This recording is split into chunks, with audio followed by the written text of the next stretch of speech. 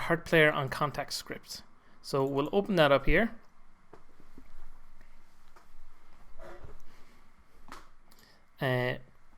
So now we have when the player's getting hurt, it goes health manager dot heart player, and there's a damage to give.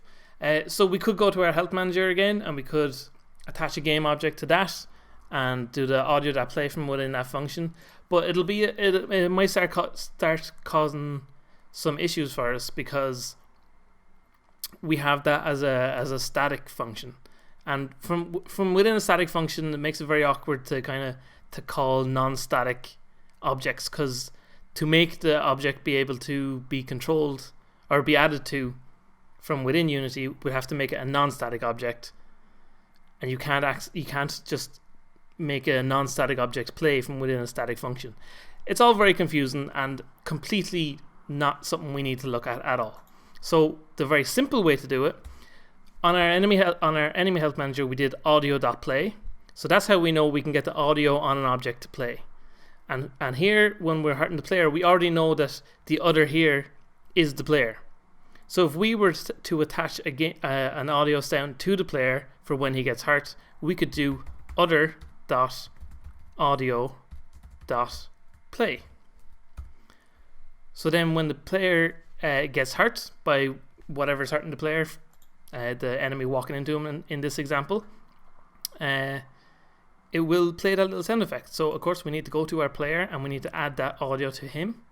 So click on the player, go to our audio, we go to player hurt, drag that down to there, and now when we hit play and we walk over to our enemy, oh, he hurt us. Ow, ow, ow. Oh no, we've been exploded.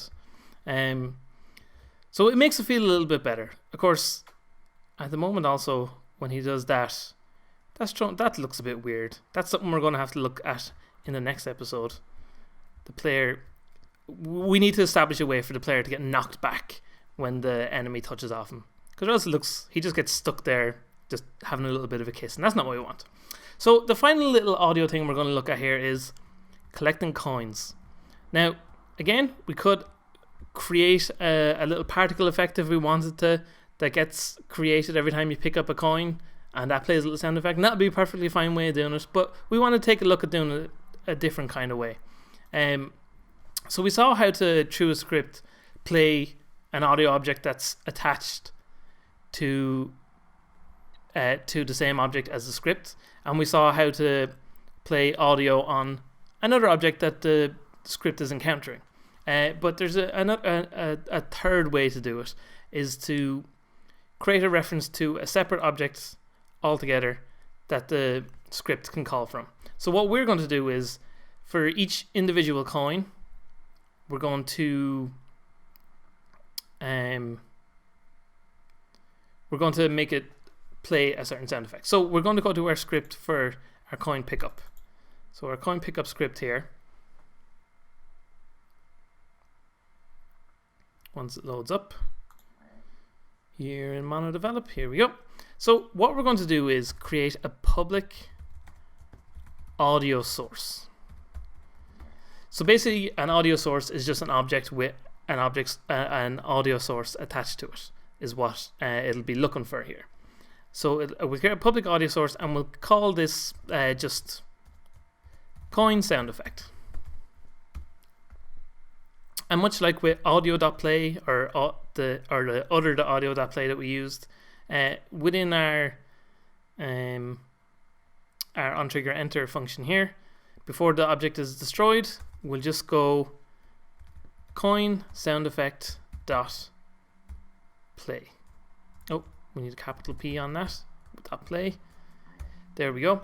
And you could have the good thing about using this thing, you could have multiple different audio sources for any different effects. For if you want to have, I don't know,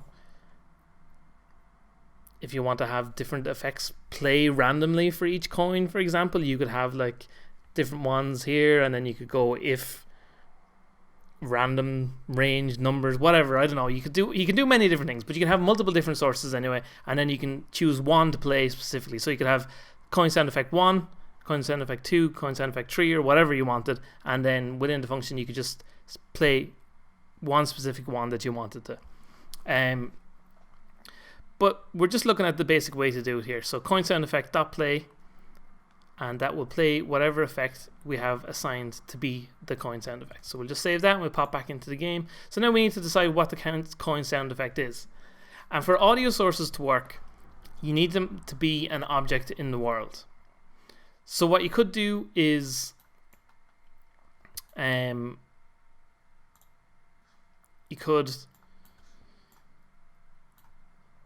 create another object somewhere else that's outside the coin, or you could, and all those objects reference to it, something completely different. You can call it just a coin sound effect. But what I like to do is make use of the way that we have sorted things. So for example, in our coins here, we've put them all into a coin object to keep things nice and tidy, but also we should make use of this rather than just having it be an object that has been completely useless. So what we're going to do is on our coin object, we're going to drag our coin sound effect and we'll just pop that there. So now on each of these coins here, we have a blank audio source. So we'll just highlight all of them, and very simply we can just we'll highlight all of them and we can just drag the top one, the coin holder, into our sound effect space. And now when we hit play,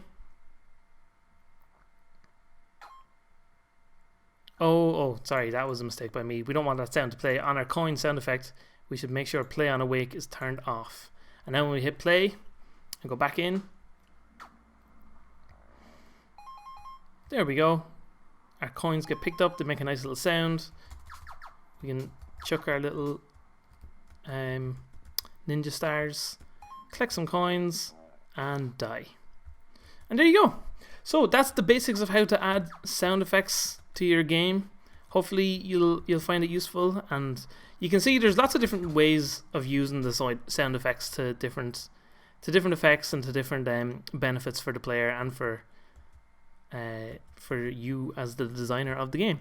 But yes, thanks for watching, everybody. I will be back soon with more of the tutorial, and next time we're going to take a look at that little knockback that we need from our enemies, and we're also going to look at ways of hurting the enemies. So we want to be able to fight back apart from our little ninja stars. We want to have other ways to be able to attack them. So yes, I will be back very soon, and thank you all for watching the tutorial series so far.